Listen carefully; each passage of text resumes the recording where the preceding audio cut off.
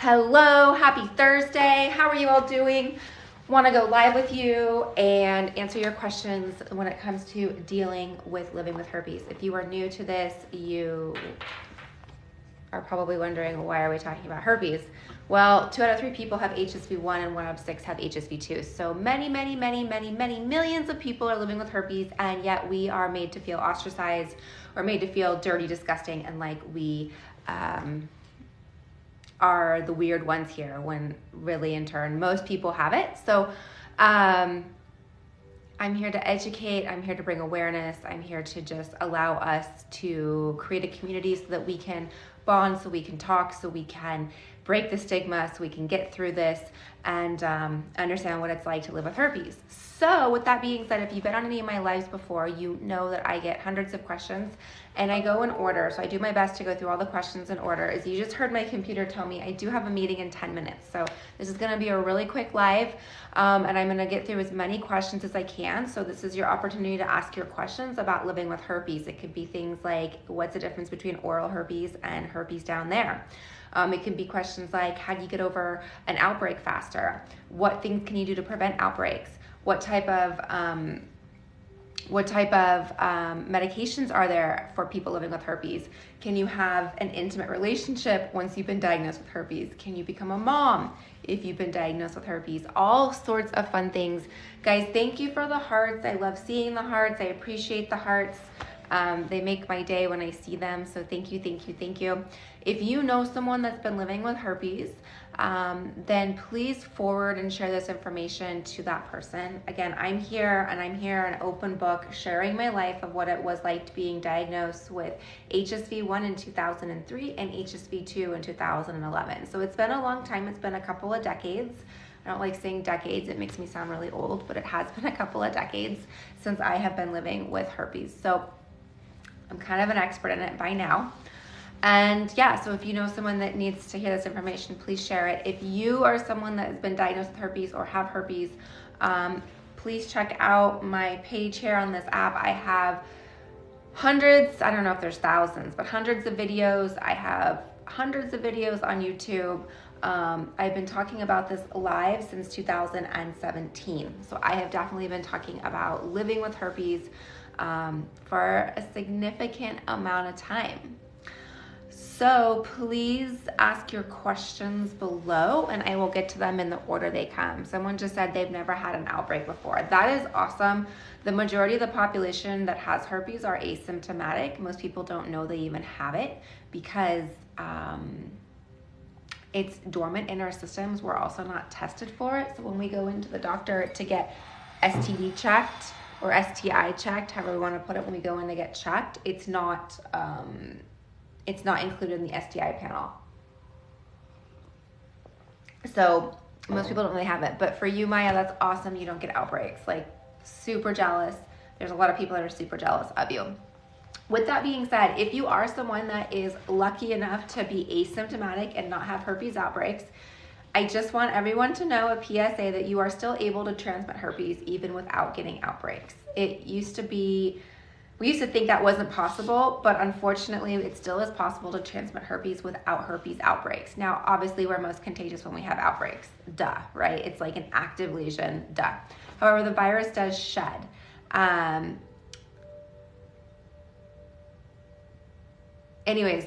You can, obviously there's viral shedding, and viral shedding means the viral DNA wants to shed, the virus wants to shed its viral DNA, meaning that when that happens, the DNA sheds, it pops up to the surface of the skin wherever you're contagious or infected, and then you can potentially transmit it to a person. So a lot of people will end up contracting herpes or transmitting herpes to someone who doesn't have it without an outbreak. So there's no signs or symptoms, they don't know. I know, so jealous of the people who don't get outbreaks. I know, right? Same here. How often do I get outbreaks? So I have HSV1 oral. I have had 4 outbreaks in 20 years. Not a lot of, right? My second oral outbreak was 14 years later. So definitely do not get them as often.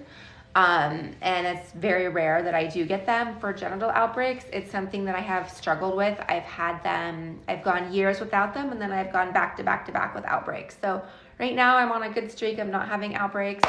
I've really been taking care of my body. I'm exhausted today, you guys, but I didn't drink enough water yesterday, and so I'm like super dehydrated and didn't sleep well and all that stuff. But other than that, we're going to hope that my immune system is strong enough to prevent me from getting an outbreak. Other than that, I've been doing pretty well at preventing outbreaks. What do outbreaks look like for people? What do they look like? What do they feel like? So they're going to be a little bit different for each individual, obviously. And for some people, it's one blister. For some people, it's a cluster of blisters. And some people, it's just a little paper cut. So it can be all over the board. And that's why a lot of times people will be misdiagnosed. They'll be like, I just had a paper cut. It wasn't a blister, you know? And so, or it could be one little blister and people go, well, it's not what I see on Google, so it's not herpes. And that's why people either don't go and get diagnosed or misdiagnose it. What do I take? So I don't take the antiviral. I did take the antiviral for a number of years. I take supplements. I'm more of a natural, but you do what works for you. These are the supplements that I actually take. I take Lysine daily. Lysine is really, really, really important for the herpes virus. Lysine is like a fire extinguisher to the herpes virus. It helps prevent replication of the herpes virus. So I take this daily. It really, really, really, really helps. Then we have over here, we have Monolaurin. This is something that helps disrupt the outer layer of the enveloped virus. Herpes is an enveloped virus.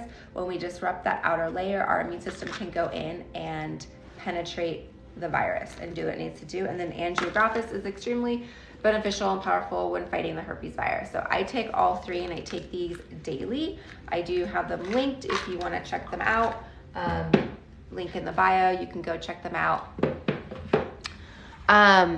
Specific question, more susceptible to outbreaks when pregnant? If so, I get an outbreak. Should I be worried about my partner having gotten it first, or was it me? Okay, so when we're pregnant, we're like a completely different animal. When I was pregnant, I didn't have any outbreaks the first try. Second try, I had a couple. And then the third try, I had a lot of outbreaks. Your baby is completely safe in utero, so the baby is not going to come in contact with the herpes virus in utero. The concern is during delivery. So would I be worried about my partner having gotten it first, or was it me? We a lot of times will really never know who got it first unless you both go get tested and have antibody tests. And if someone's antibody test comes back negative, the most likely that was the person that just got it. And the person that comes back with the positive antibody test, the person that's had it for a while. But, wow, excuse me, bless me. So unfortunately, we don't always know when people got it or who had it first. Now that you've had it for a long time, I've noticed them getting less severe and contagious. I don't know about less contagious, but less severe. So my outbreaks now are less severe. I can know when I'm getting one. I can snip it in the butt with... I take Lysine and Monolaurin, and that really helps, as well as my other multivitamins. Do men's stomach hurt all the time when they have it? I doubt it. I have heard of some people having abdominal pain, and I believe that sometimes can be, what I want to call it, a nerve pain.